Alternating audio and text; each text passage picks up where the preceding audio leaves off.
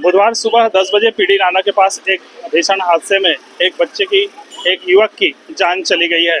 वह किसी का लाल रहा होगा, किसी का पिता रहा होगा, किसी का भाई रहा होगा, लेकिन रक्षाबंधन के पहले वह अकाल मृत्यु के काल में समा गया है। इसमें बड़ी ट्रक ने उसको चपेट में ले लिया है। सवाल यह है कि अब बाईपास बन चुका है तो धमतरी से बड़ी ट्रकें, बड़ी वाहनें क्यों गुजर रही है? एक बड़ा सवाल यहाँ पर खड़े होता है। इस संबंध में लगातार चैम्बर ऑफ कॉमर्स एवं अन्य संस्थाओं द्वारा मांग की गई है कि यदि यहाँ पर बाईपास बन चुका है तो बड़ी वाहन गुजरनी चाहिए। दूसरा कारण हम बताते हैं। मैं जिस वक्त यहाँ पर खड़ा हूँ वहाँ पर ये पीडी नाला है। यह बरसों पुराना नाला है जहाँ पर से यहाँ पर पानी गुजरती है। आप देख सकते हैं कि ये लगभग 10 फीट का एरिया है, वो सड़क के एरिया में आता है। यदि इसको निगम संजीदगी से काम करते हुए, यदि पीडब्ल्यूडी एनएचआई इसको यदि काम करते हुए इसको ढक दिया जाए और इसको सड़क को सुगम बना दिया जाए तो यहाँ पर हादसे नहीं होंगे। यहाँ पर ये पहला हादसा नहीं है, कई हादसे हो चुके हैं। यहाँ पर जो हादसा हुआ ठीक इसी जगह पर हुआ था जहाँ पर ट्रक आ रहे थे और यहाँ से एक गाड़ी गुजर रहा था और यहाँ पर से जो ट्रक वाले के साथ टक्कर हुई और वो उससे चपेट में आ गया। यदि इस पीडी नाला को यहाँ पर पूरा कर दिया जाए तो यहाँ पर यातायात सुगम हो सकता है और दुर्घटना की संभावना नहीं बनेगी।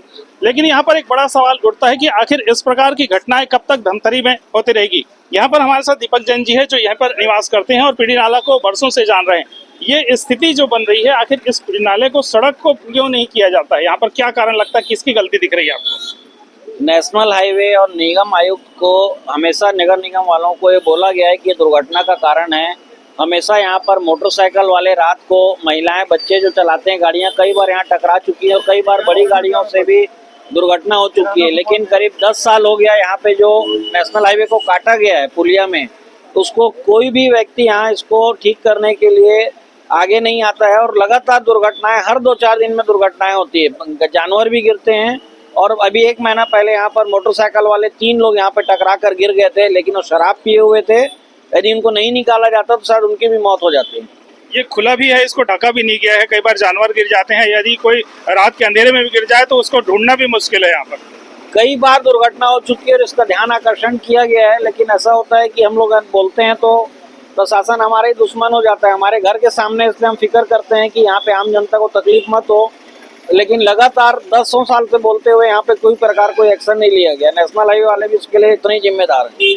तो देखा कि एक बड़ी जिम्मेदारी यहाँ पर नेशनल हाईवे की बनती है, पीडब्ल्यूडी की बनती है, नगर निगम की बनती है और जिला प्रशासन के साथ पुलिस प्रशासन की भी बनती है। आखिर यहाँ पर जो घटनाएं होती हैं उसके लिए कौन जिम्मेदार है, एक बड़ा सवाल है। लेकिन यहाँ पर जिम्मेदारी से सभी पल्ला तो झाड़ लेंगे, लेकिन वह जो बाइक सवार था, जो वो बेटा तो आज इस दुनिया से रुखसत हो लिया है। गलती किसी की भी रहे, लेकिन यहाँ पर सबको, सभी विभाग को मिलकर के इस बात को संजीदगी से बैठना चाहिए। सड़क सुरक्षा की समिति की जो बैठक होती है मात्र औपचारिकता की होती है। रेलिंग को बढ़ाने की बात की जाती है, कई बार इसको प्रखर समाचार, प्रखर टीवी ने उठाया। रेलिंग की कोई बात नहीं होती है। जानवर कूद जाते हैं, लोग अचानक कूद जाते हैं, स्पीड में गाड़ी आती है और इस गाड़ी वालों को दोषी ठहरा दिया जाता है। थोड़ा सड़क सुरक्षा समिति जो है मात्र एक औपचारिकता भी नहीं रहती है। यहाँ पर जो है यातायात के कई सवाल भी उठते हैं।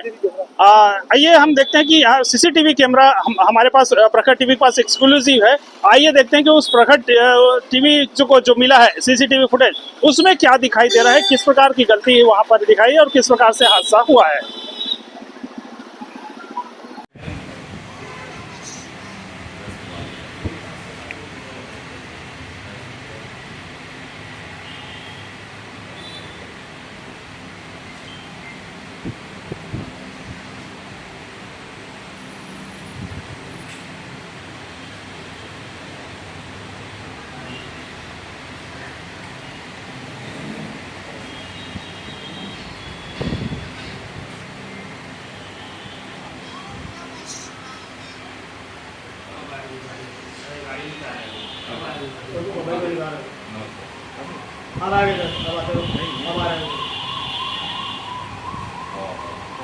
तो गाड़ी आ रही है।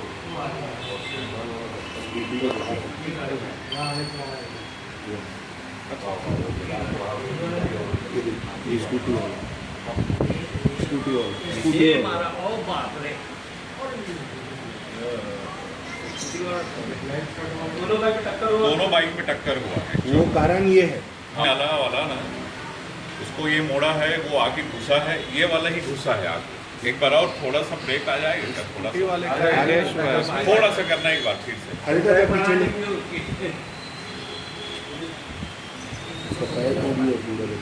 तीन लोग थे और एक जन और है वो भी हेलमेट वाला, तीन लोग टकराए हैं। ये थोड़ा सा तीन गाड़ी आपस में, तीन गाड़ी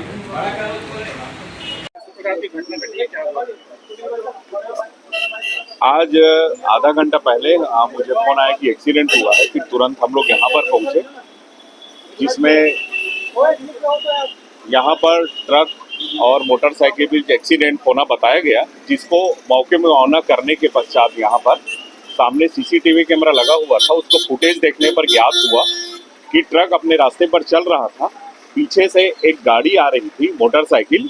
उस मोटरसाइकिल को ओवरटेक करने के चक्कर में जहाँ पर ये नाला बना हुआ है, और नाला जो बना है वहाँ पर एक विचित्र टाइप का ऐसे करके लगा हुआ है, जिसके कारण वो रोड नेरो हो जाता है, वहाँ पर क्लोज हो जाता है। उस बीच में पीछे से एक स्कूटी और एक 24 नंबर की मोटरसाइकिल दोनों आई, और स्कूटी मोटरसाइकिल टक्कर होने के पश्चात जो मोटरसाइकिल 24 नंबर में 3 लोग सवार थे, वो गाड़ी के ट्रक के चक्के के नीचे आ गए।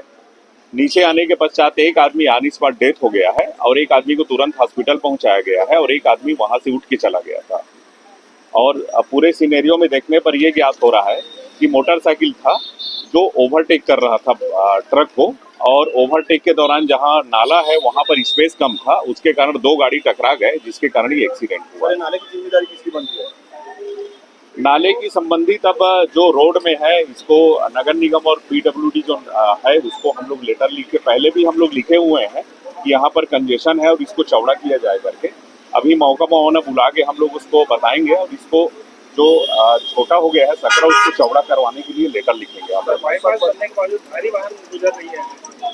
हाँ, रोड में तो गुजर रही है, लेकिन इसमें मुझे लगता है कि जो गलती है, आदमी को थोड़ा शहर के अंदर जब स्पीड लिमिट बराबर है तो उसको पीछे चलना चाहिए, कहीं पर भी है, उसको शहर के अंदर ओवरटेक करने का कोई जरूरी नहीं है वहाँ पर।